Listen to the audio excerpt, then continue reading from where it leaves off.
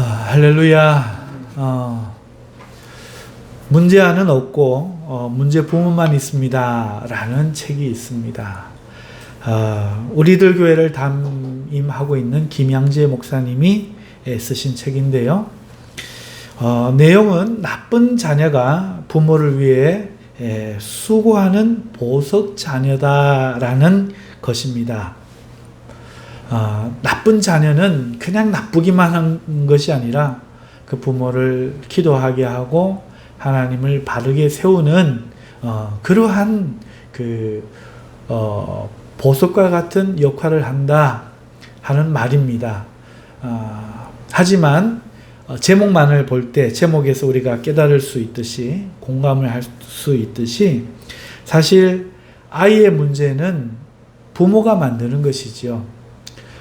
부모가 올바르지 못하기 때문에 자녀가 문제가 있는 것입니다.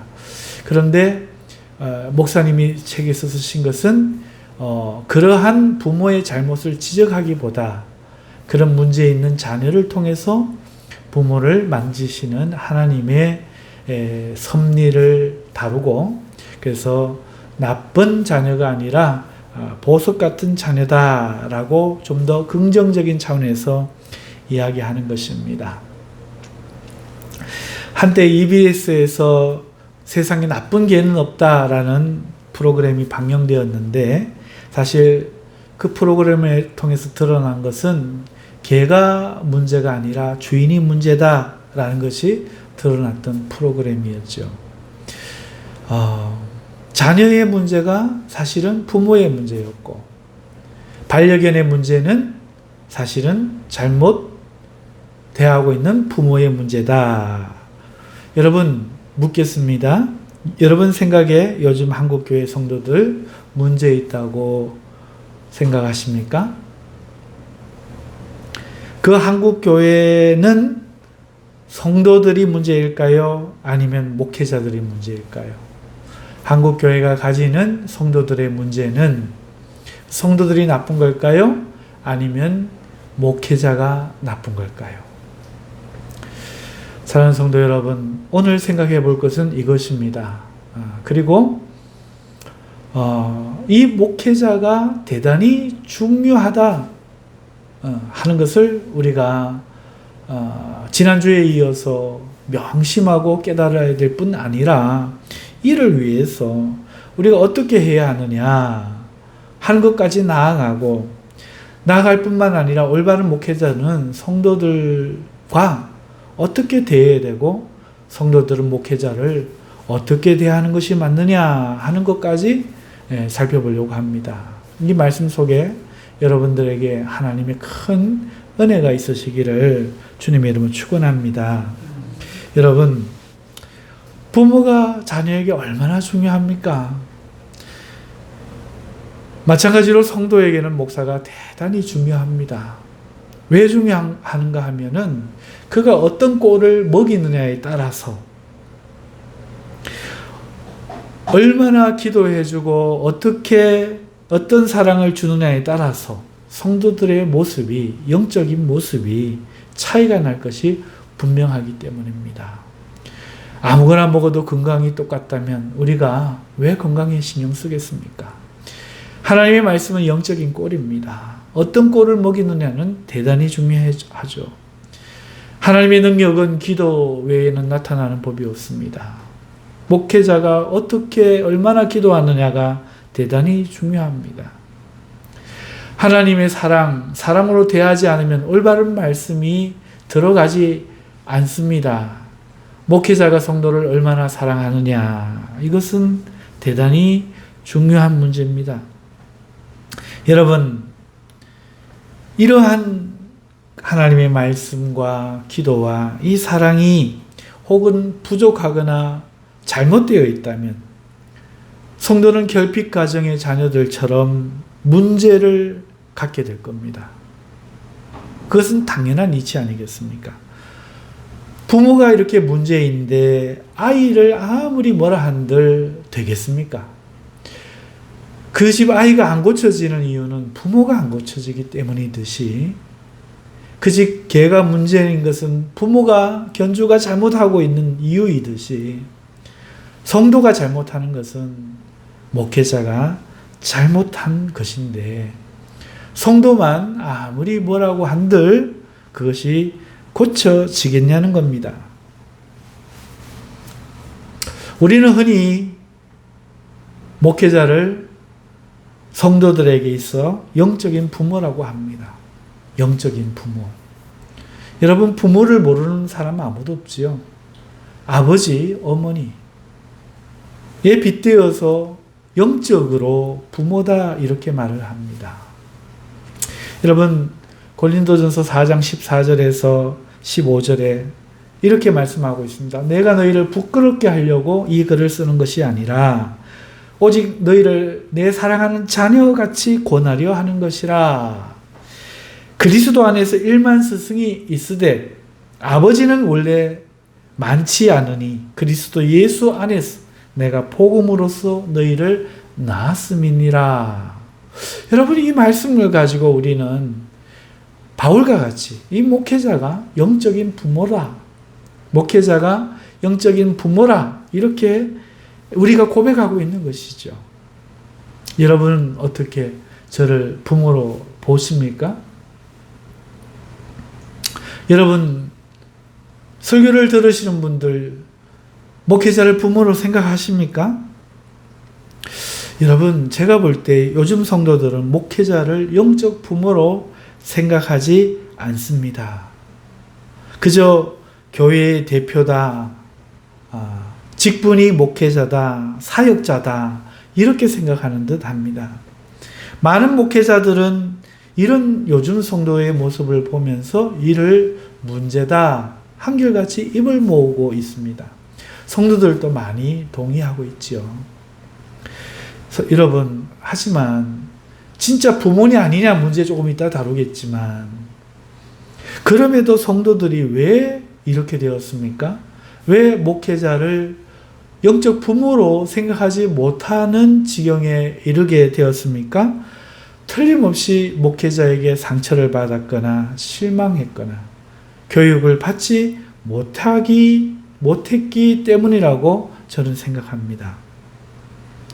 여러분, 부모를 존경하지 않거나 부모에게 대드는 아이는 두 부류가 있습니다. 첫째는 부모에게 사랑을 받기는커녕 상처를 받았고 실망했기 때문입니다.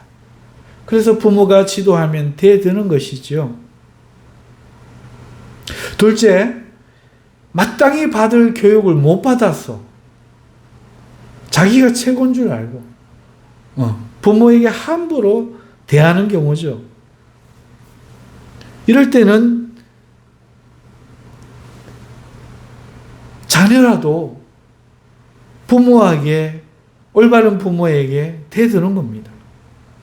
성도도 마찬가지입니다. 상처를 받아서 목회자에 대해서 상실감을 혹은 존경심을 잃고 상처가 있을 때, 올바른 교육을 받지 못했을 때 성도도 무례히 행하는 겁니다. 그래서 목회자가 올바른 목회자로 바로 서서 성도들을 사랑하고 바르게 가르치고 기도해주고 하는 것이 대단히 중요하고, 성도 입장에서는 목회자를 바르게 세우는 것이 매우 중요합니다. 오늘 본문에서 바울은 디모데에게 목회자로서 성도에게 어떻게 대할 것을 지금 말하고 있어요. 그러니까 사회적인 관계, 목회에 있어서의 관계를 말하고 있습니다. 앞서 1장에서 목회자가 해야 할 일, 또 교회에서 중요한 일이 뭔가, 교회에서는 누구를 금해야 하는가 하는 것을 다루었죠. 2장과 3장에서는 목회자가 목회해야 할 성도들의 목적, 그러니까 성도들은 어떤 집사, 어떤 장로가 되어지고 어디까지 성장해야 하는가 하는 것을 다루었고, 4장에서는 목회자 개인은 어떤 자세, 어떤 마음으로 목회에 임해야 하는지를 다루었다면, 오늘 5장부터는 그 성도들을 어떻게 대면할 것인가, 어떤 태도로 목회할 것인가를 지금 말하고 있어요. 여러분, 오늘 우리가 이 말씀에 주목하고 집중해야 합니다. 이 말씀에 주목하고 집중해야 합니다. 오늘날 교회의 문제는 목회자의 문제요. 목회자의 문제는 성도의 영적 구원의 문제이기 때문입니다. 여러분, 우리가 앞에 있는 4장 16절 말씀 같이 한번 읽어볼까요? 4장 16절입니다. 내가 내 자신과 가르침을 살피어 이 일을 계속하라. 이것을 행함으로 내 자신과 내게 듣는 자를 구원하리라. 아멘. 보십시오. 이 목회자의 일이 목회자 자신도 구원하고 목회자에게 듣는 자도 구원한다 말하고 있습니다. 목회자가 잘못된 꼴을 먹이고 목회를 잘못하면 목회자 자신도 멸망하고 듣는 자도 멸망한다는 거예요. 이게 얼마나 중요합니까? 그러니까 목회자가 바로 서는 것도 중요한데 자기의 구원을 위해서 목회자가 바로 서는 그 일로 개인의 일로 치부할 것이 아니라는 거죠. 왜냐하면 듣는 자의 구원도 달려있기 때문이다 말하고 있다는 겁니다. 그래서 지난주에 목회자를 청빙하고 위임하는 일에 대해서 제가 다소 엄중한 말씀을 권면했던 것입니다. 여러분, 성도들이 오늘날 목회자가 문제니까 잘못이 없다 이 말을 하는 거 아닙니다. 제가 볼 때는 성도들 잘못하고 있습니다. 저도 인정합니다. 그리고 오늘 성도들 중에는 장로도 지옥 갈 사람이 많아요. 저는 확신합니다.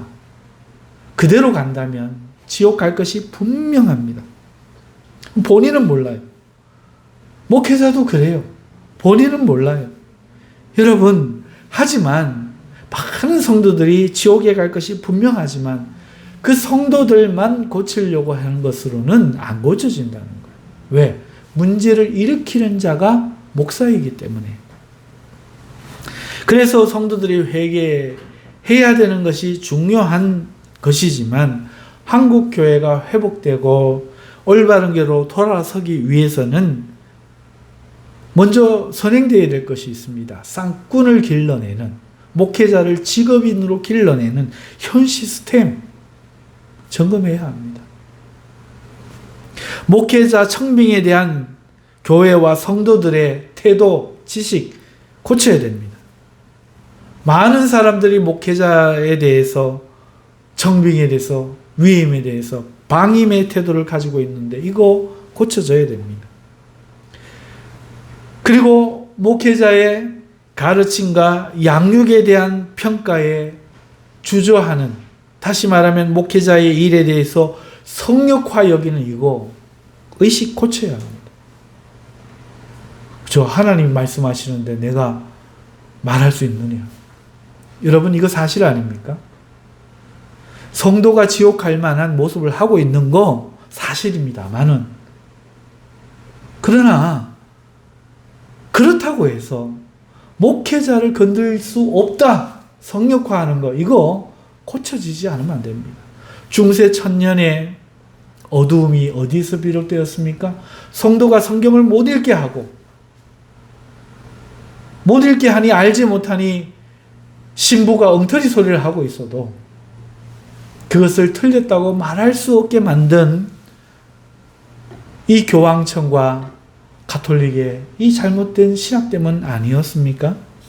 그래서 중세 천년 암흑기라 말하는 겁니다. 그래서 우리 교회가 개혁되어서 나온 거 아니겠습니까? 그런데 왜 500년도 지나지 않았는데 다시 목회자의 일이 성역화됩니까? 그래서는 안 되죠. 이거 고쳐지지 않고는 성도가 고쳐지지 않는다는 겁니다.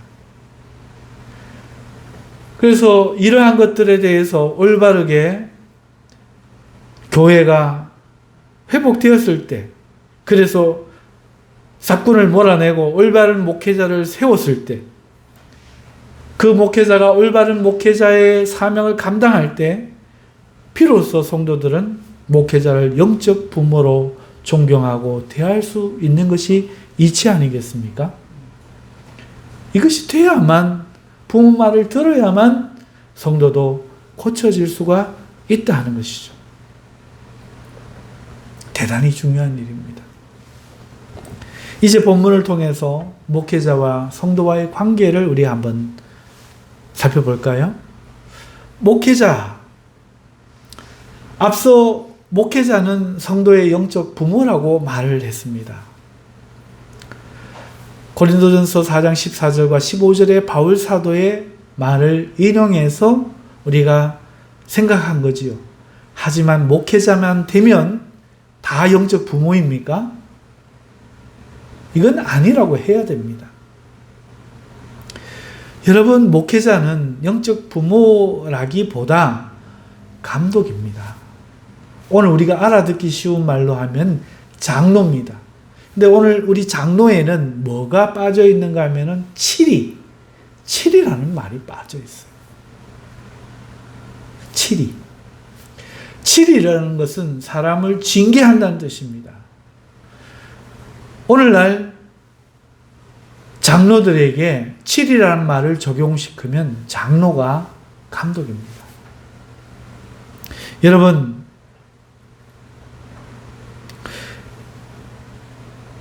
이 칠이와 이 감독의 이 장로의 문제를 영적인 부모라는 이 개념에서 떼어내서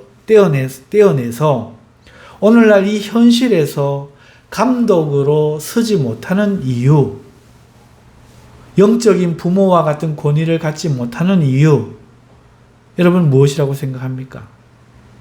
앞서 말했던 것처럼 부모 같지 않은 경우, 그래서 감독의 권위를 행사하기가 어려운, 영적 부모로 스스로 존경받지 어려운 경우요. 둘째는 오늘 본문에서 대상이 디모데인 것처럼 디모데의 연소함 같은 사회적 조건들입니다. 다시 한번 말씀을 드릴까요? 고린도전서 4장 14절에서 영적 부모를 이야기하지만 그 말이 목회자는 다 영적 부모다, 목사는 다 영적 부모란 말과 직접적으로 연결하는 것은 매우 무리가 있다는 겁니다. 그러나 부모가 아니냐 하면 부모라는 거죠. 어떤 조건이 이루어질 때, 그 조건은 복음으로서 나을 때만 그래요.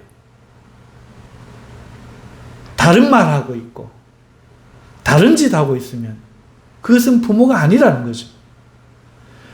그리고 디모데에게 교회를 맡기면서 오늘 말하고 있는 것은 영적 부모로서 이래라 말하지 않고 감독으로서 이렇게 말하고 이렇게 해라라고 말하고 있다는 것이죠. 감독이라는 것이 더 강조됩니다.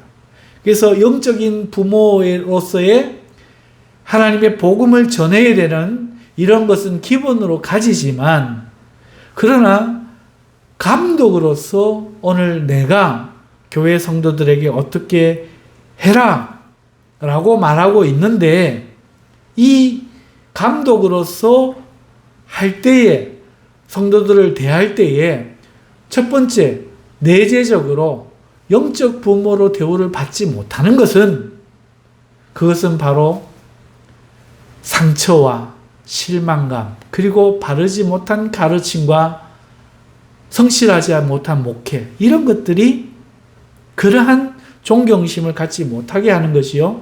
둘째는 사회적인 조건들, 디모데 같은 경우에는 나이가 어림, 병약함, 성령에 충만할 사람이 저렇게 몸이 약해서야 하나님이 함께 하시는 증거일까?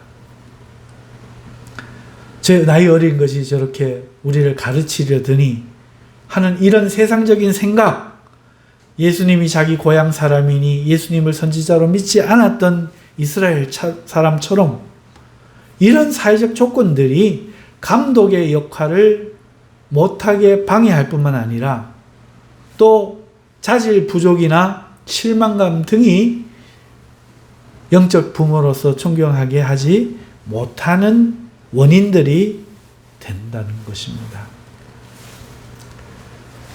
바울은 디모데에게 무엇라고 이야기하고 있습니까? 오늘 본문 1절 말씀을 보니까 늙은이를 꾸짖지 말고 권하되 이렇게 말씀하고 있습니다. 여러분, 디모데는 나이가 어립니다. 근데 맡은 일이 감독이고 지금 감독에 대해서 집중해서 말하고 있습니다. 감독이 뭐를 하는 거라고 했습니까? 말 그대로 감독이에요. 모든 것을 지도하고 지시하고 치리하고 결정하는 것이죠. 다시 말해서 교회와 성도들의 신앙에 관해서 말하는 겁니다. 그러니까 어떤 사람들이 디모데 목사님, 제가 신앙이 지금 옳습니까? 물으면 아니, 옳지 않아. 너는 지옥에 갈 것 같아. 하나님 말씀에 바르지 않아. 이것을 규정하는 역할을 하는 거예요. 어떻게 그럴 수가 있느냐? 의문하시는 분도 있겠지만 명백하게 복음과 믿음에서 떠나 있는 어떤 사람들에게는 그렇게 말해야 되지 않겠습니까? 명백하게 떠나 있는 사람들. 자기는 길하고 우기는데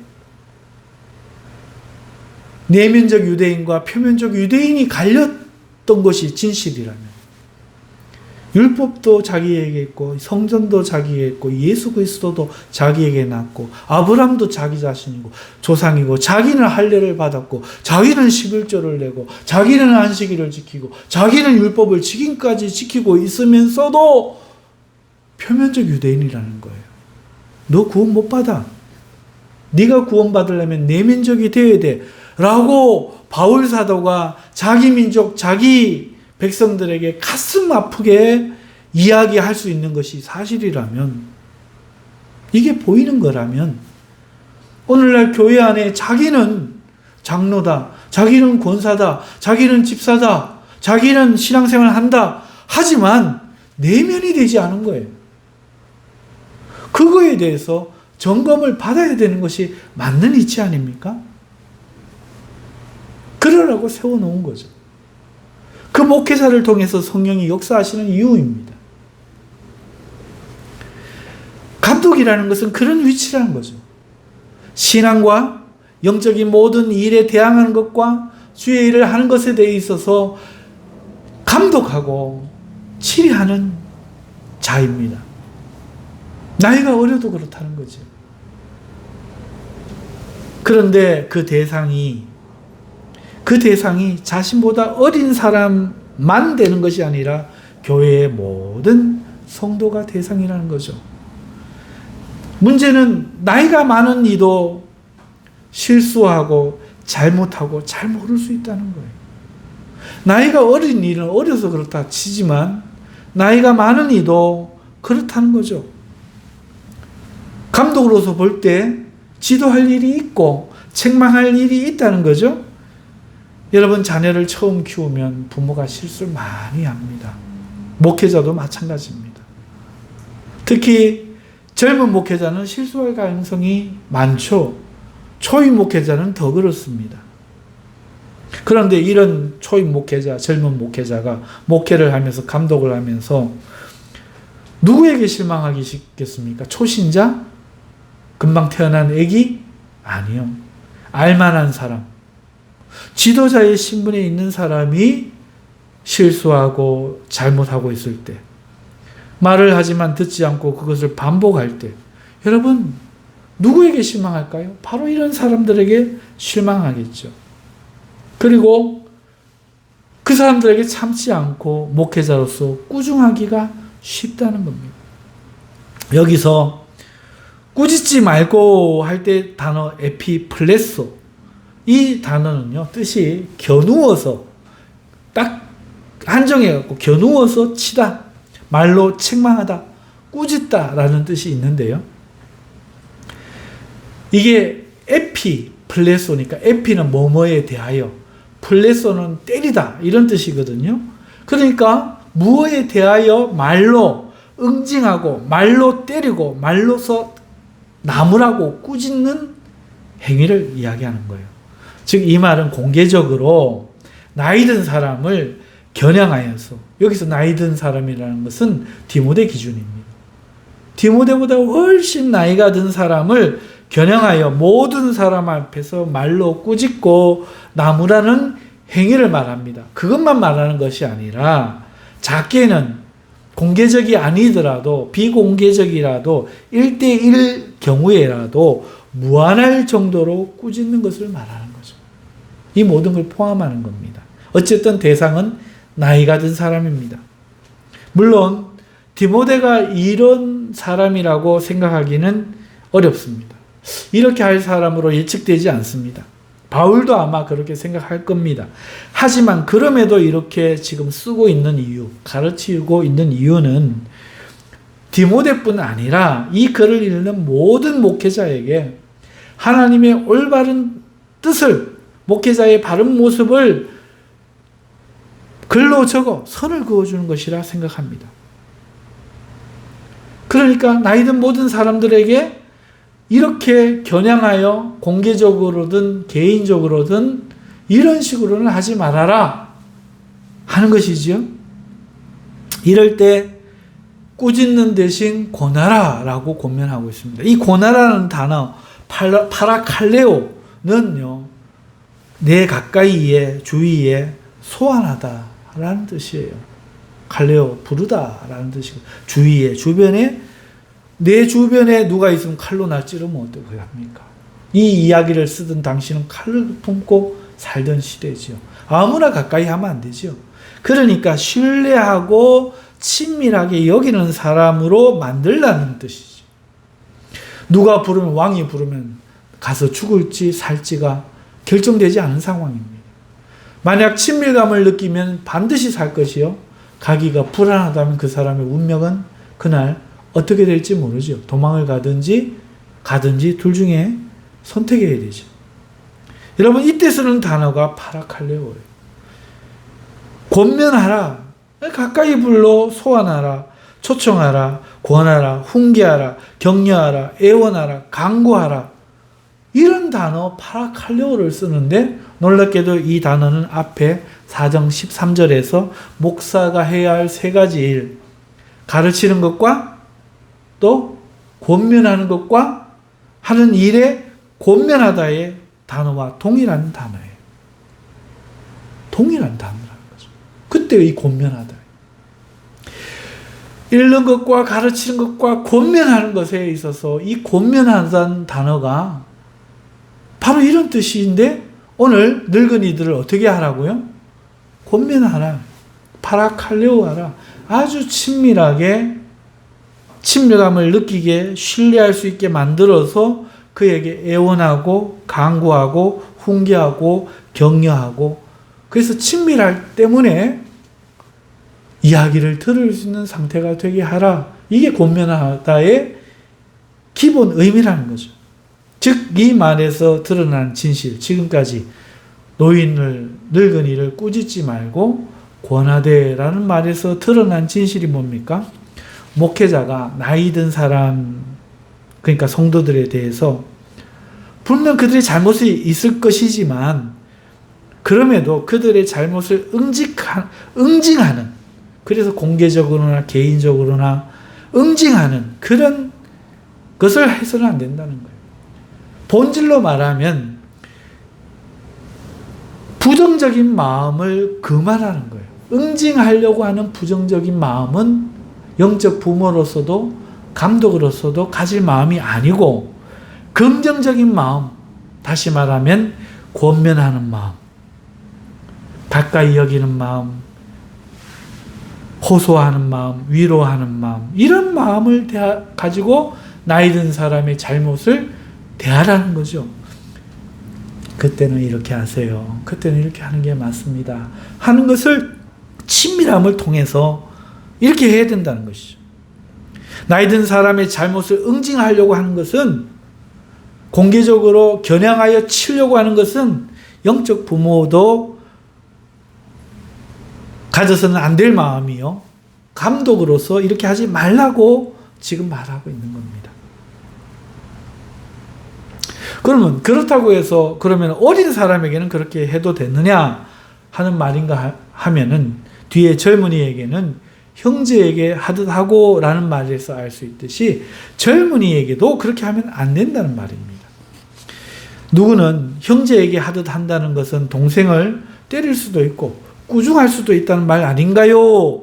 라고 물을 수도 있겠지만 그건 오늘날 현대의 잘못된 형제관이고, 여러분 고대 유럽은 우리 유교 시대에 보다도 훨씬 가족과 형제에 대해 엄격하고 중한 존중을 담고 있었음을 우리가 알아야 합니다. 여러분 서신에 쓰여진 이 당시 이 아델포이 형제는요, 그 당시와 그 당시 위에 몇천 년, 그 아래로 1000년 가까이 부모에 대한 존중과 순종, 형제에 대한 권위와 애정이 굉장히 강조되는 단어였습니다. 여러분 옛날을 생각해 보십시오. 법적으로 시민이, 백성이 보호받지 못하던 시절 아닙니까? 법이 있었어요. 하지만 그 법은 보다 정의적인 것이요, 왕권에 대한 법입니다. 그러니까 여러분 우리 가족을 누가 지킵니까? 경찰을 보내서 지켜주는 게 아니죠. 힘 있는 사람이 힘 없는 사람을 빼앗을 수 있는 시대요. 주먹이 가까워서 살인이 먼저 일어나는 시대입니다. 그런 시대에, 보호받지 못하던 시대에 자구책은 형제와 가족이, 친척이 똘똘 뭉치는 겁니다. 그 당시의 가족, 친척은 이런 의미였잖아요. 사촌 안 받아도 괜찮아 하던 오늘 시대가 아니라는 거예요. 뭐 안 보면 그만이지 하는 시대가 아니라는 거죠. 법적으로 보호받지 못하던 당시 삶의 구조와 맞물려서 오늘과는 완전히 다른 이해였다는 거예요. 굉장히 끈끈하고 형제와 반하는 것은 곧 내가 죽는 것이라는 생존과 관련된 그런 절대적인 정서, 절대적 공감이, 유대감이 있었던 단어가 바로 형제입니다.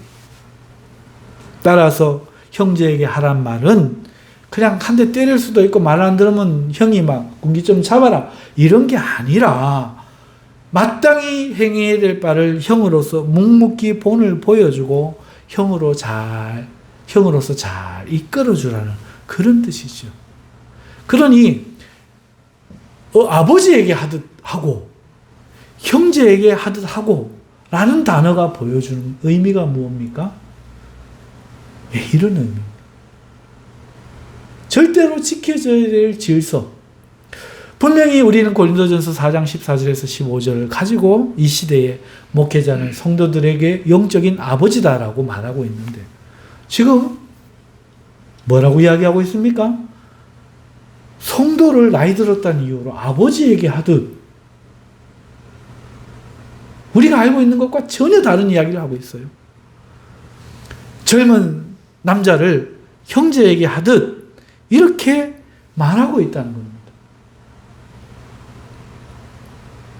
이것이 남자 목회자가 남자 성도들을 대하는 기준입니다. 여러분,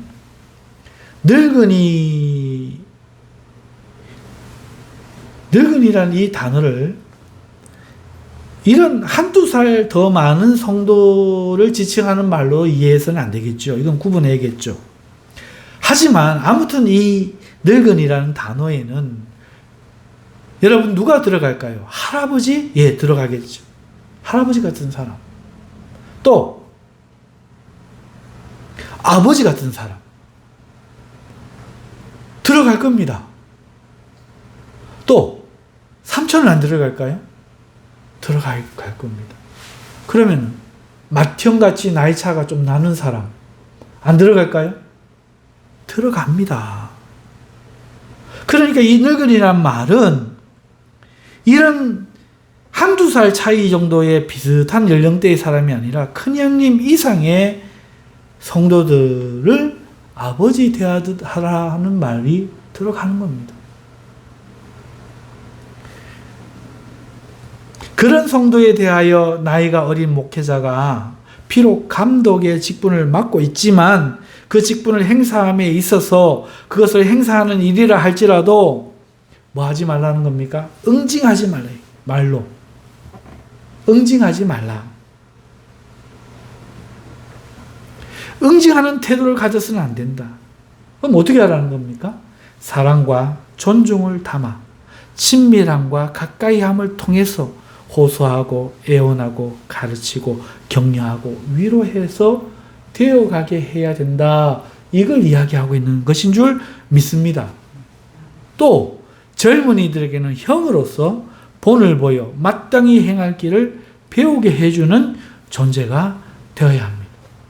자, 그럼 이렇게 하면은 또 오해해서 아유, 그러면 목사님이 화내면 안 되겠네. 그건 또 아니에요. 분명히 감독의 역할은 뭐가 있죠? 치리가 있습니다. 치리. 그럼에도 따르지 않고 그럼에도 죄를 짓고 그럼에도 불순종하는 사람에게 징계하고 교회 밖으로 쳐내는 일까지도 해야 됩니다. 그러니까 이걸 또 같은 의미로 막 한 범주 안에 넣으면 안 돼요. 이건 이거고 그건 그겁니다. 그러나 나이 든 사람과 젊은 사람들에게 이렇게 하라는 것이지요. 이것은 기본적으로 성도를 어떻게 목회자가 대해야 되느냐 하는 것에 대해서 이야기하고 있는 겁니다. 그러니까 이 목회자의 상이 오늘 한국 교회에, 오늘날 교회에 회복되어야 됩니다. 회복되어야 된다는 거죠. 그런데 현실에서 어떻습니까? 여러분, 오늘날 이 현실에서, 목회 현실에서 나이 든 사람과 거리를 두는 모습이 보여요. 한번 생각해 보십시오. 반면에 자신을 따는 젊은이들을 중용하고 군림하려고 하는 모습이 보인다는 겁니다. 이건 대단히 반성경적이고 좋지 않은 겁니다. 여러분, 예를 들어 볼까요? 목회자가 새로이 청빙이 돼요. 그럼 그 목회자가 가장 먼저 하는 일이 뭡니까? 부교육자 자르는 거예요. 열이면 열 그럴걸요. 부교육자를 자릅니다. 왜 그렇습니까?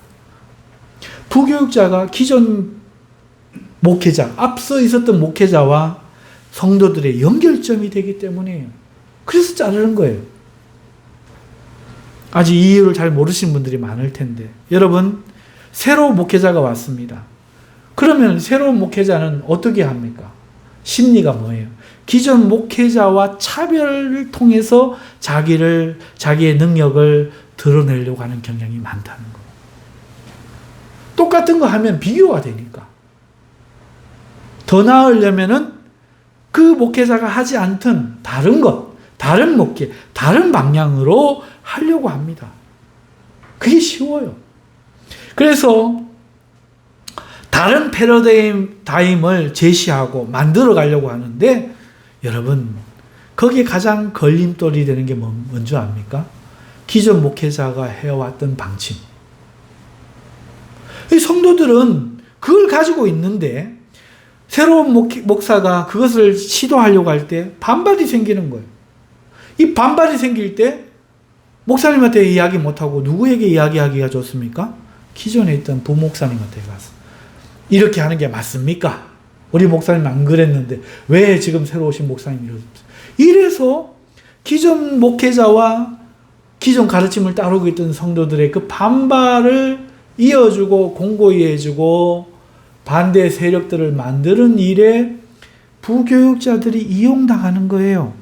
그러니까 새로운 목사님은 이것을 근절하는 것에 유리한 방법을 취득한 거예요, 한국교회가. 그래서 뭐 합니까? 부인만 하면 부교육자를 잘라버리는 거죠.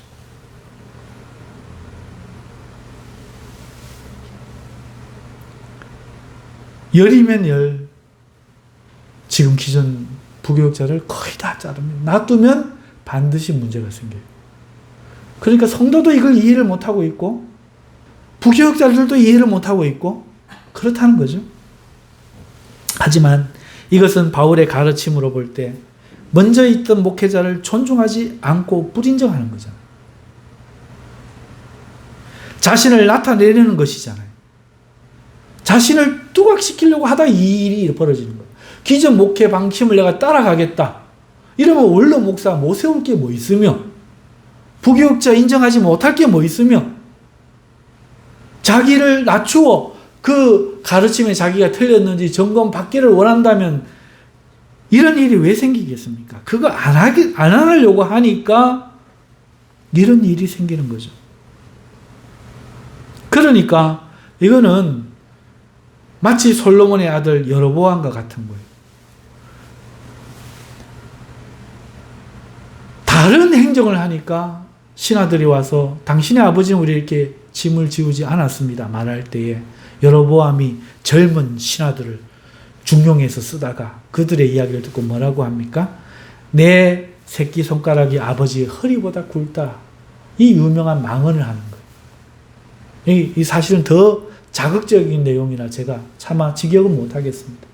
아무튼 내 새끼손가락이 아버지 허리보다 굵다는 거예요. 내가 똑똑하다는 거예요. 내가 잘났다는 거죠. 아버지는 잽도 안 된다는 거예요. 여러분, 이것은 이러한 여로보암의 망언, 이 망언과 같이 여러분 오늘 기존 목회자를 불인정하고 자기를 드러내서 자기를 따르는 젊은 사람들, 다시 말해서 이걸 감행하기 위해서 부교육자 다 갈아버리고 자기 명령을 잘 따를 수 있는 충성된 부교육자 새로 뽑아갖고 용사로 삼고 대장으로 삼고 기존 장로들 말 안 들으니까 은퇴시켜버리고 집사 중에서 자기를 따르는 새로운 젊은 집사들 장로로 뽑아서 교회의 권력을 쥐려하는 이것은 바로 그 여로보암의 행위가 아니고 무엇이겠는가 저는 조심스레 생각해 봅니다. 저는 새로운 길 가겠습니다. 저래 갖고는 안 됩니다. 여러분은 어떻게 생각하십니까? 오늘 사도 바울의 말씀과 일치하나요? 우리가 말씀으로 돌아가는 개혁교회라면 이래서는 안 되는 겁니다. 앞에 목사님이 해왔는 방향으로 오히려 더 개선하고 발전하고 그래야 되죠. 목회적인 관점 때문에, 목회 성공 때문에, 자기의 대우를 위해서 누가 지시하고 누가 검증하는 게 싫어서 군림하려고 드는 것은 안 된다는 겁니다. 이제 제가 설명하지 못한 나머지 절, 2절의 말씀, 여성들에 대한 거는 1절에 비추어 그냥 짐작하여 들으시면 될 것입니다. 다만 어린이에게 하듯 어머니에게 하듯 이 말을 통해서 어머니에게 우리가 느끼는 게 뭐예요? 친근감이잖아요. 애정이잖아요. 그러니까 애정으로 대하라는 뜻이 더해지는 겁니다. 나이 든 여성들에게 어머니처럼 애정으로 대하라. 젊은 여자에게는 자매에게 하듯 하라 하는 말로 우리가 여동생에 대한 그 당시의 그 관념, 다시 말해서 여동생은 내가 지켜야 될 존재, 꾸며주고 예쁘게 꾸며주고 으쓱대면서 사랑받게 만들 존재, 지혜롭게 살아가도록 도와줘야 될 존재, 이렇게 대하라는 거죠. 단 온전히 깨끗함으로라는 말을 보탠 것에서 알 수 있듯이 여자로는 보지 말라라는 뜻이 들어가 있는 거죠. 그러면 여기서 아니 목사님도 교회 안에서 그럼 여자를 뽑아서 결혼을 해야 되지 않으면 어떻게 결혼합니까? 라는 의문을 가질 수 있겠습니다만은 결혼에 대해서는 다른 방법도 있어요. 다른 신학교에서나 다른 어떤 분들과 교제 혹은 선을 볼 수도 있습니다. 여러 방법이 있고 교회 안에서 굳이 결혼을 대상을 그러면 못 찾느냐? 아니죠. 목사님이 저 선생과 부교육자는 결혼하면 어떻겠던가 권유할 수도 있고 장로님이 주선해가지고 이루어질 수도 있다는 거죠. 단지 여기서는 교회 안에서는 안 된다. 오늘날 잘못 이해하고 있다고 저는 생각합니다만 교회 안에서 교제는 안 된다 하는 그런 이해가 아니라 오늘 여기에서는 단전히 온전한 사역을 위해서 다른 생각은 하지 말아라. 대신에 선을 통해서나 중매를 통해서나 추천을 통해서는 교회에서도 그렇게 허락된 환경 내에서는 생각해보고 결혼할 수도 있다. 하지만 사역의 대상자를 결혼의 대상으로 연애의 대상으로 여자로 바라보지 말고 자매에게 하듯 해라. 이런 말씀으로 이해하면 되겠다 싶습니다. 이제 말씀을 맺겠습니다. 여러분, 목회자는 영적인 부모라 우리가 알고 있고, 그 말씀의 근거 구절을 제가 오늘 설명을 드렸고, 그 말씀을 오늘 본문에 대입해서 생각해 볼 때 부모란 말이 없어요. 바울 사도가 말을 할 때 부모라고 말했다면 그것은 복음으로 낳을 때라고 분명히 규정하여 말하고 있습니다. 복음으로서 내가 낳았음이니라. 이럴 때 그 부모라는 이야기를 말하지, 오늘 감독의 자리에서 부모란 말을 하지 않고 있어요. 그러니까 부모라는 것은 하나님의 말씀을 가르쳐서 복음으로 낳을 때 부모인 것이지, 목회자는 성도와 상하관계로 규정되어지는 이 진리를 말하고자 함이 아니라는 게 첫째 결론이죠.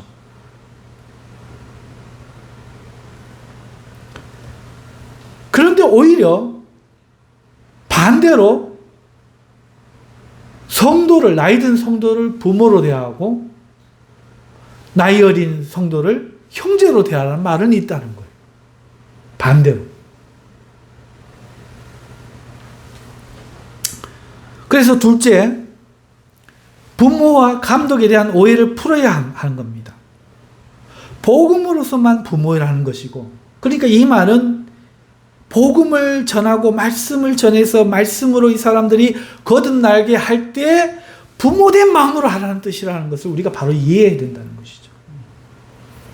영적 신분이 아니라는 겁니다. 하지만 그 복음을 가질 때는 부모지만 감독을 맡고 있기 때문에 문제가 생깁니다. 감독으로서 부모를 자처해서는 절대로 안 된다는 거죠. 일단은 내가 감독이니까 나는 부모야, 이래서는 안 되고, 부모라는 생각을 버려야 되는데, 감독으로 이 사명을 감당해야 할 때 세상 감독처럼 꾸중하고 치리하는 것만 생각할 것이 아니라 반대로 부모로 나이 든 사람을 대하고 나이 어린 사람을 형제로 대해서 감독하라는 것이 올바른 이해입니다. 깨달아지시면 아멘 하시기 바랍니다. 자, 셋째, 그렇기 때문에 이 반대되는 것을 오늘날 바로 잡아야 한다는 거예요. 그게 뭡니까? 지우고자 하는 것. 새 시대가 오면 구시대는 지워야 된다. 지우고자 하는 것. 그게 아니라 오히려 발전시키고 개선하고 옛 전통과 중요한 점들은 보존해야 된다는 거예요. 잘못되는 것은 개선, 발전을 시켜야 되는데 지우려고 하는 거. 보존이 아니라 새로 만들려고 하는 거. 그러다가는 한국교회는 뿌리도 없고 믿음의 뿌리도 잃고 그렇다는 거죠. 옛 사람과 새 사람을 항상 대칭되게 하고 하는 이 세상의 권력 구조, 왕권 구조와 같은 권력 구조로 가려고 하고 있는 이 한국교회가 심각한 문제를 가지고 있다는 것이죠. 이거를 개선하고 바로 잡아야 됩니다. 오늘 이 말씀 속에서 이 목회자가 얼마나 중요합니까? 그렇다면 이 말씀을 오늘 제가 이 짧은 시간 안에 설명을 짧게 할 수밖에 없었던 이것을 깊이 묵상해야 됩니다. 목회자는 뭔가? 이렇게 하는 것은 어떤 일인가? 우리가 깊이 생각해 볼 때 우리 한국교회에 소망이 있고 오늘 목회자와 성도와의 바른 관계가 이루어져서 성도는 목회자가 어떤 면에서 부모인과 같은지 알고 존경하고 애정하며, 그러나 감독으로서 어떤 모습을 해야 할지를 알며, 감독인 목회자는 비록 치리를 할지 몰라도 어떻게 성도들을 대해야 될지 알아서 바른 말씀으로 가르치고 바른 관계로 대하고 사랑과 기도를 충분히 줄 수 있는 그런 주님의 기뻐하시는 교회가 되는 일에 오늘 이 말씀이 우리에게 깨달아지고 은혜가 될 수 있기를 주님의 이름으로 축원합니다. 우리 다 같이 기도하겠습니다. 통성을 한번 기도하십시다. 주여!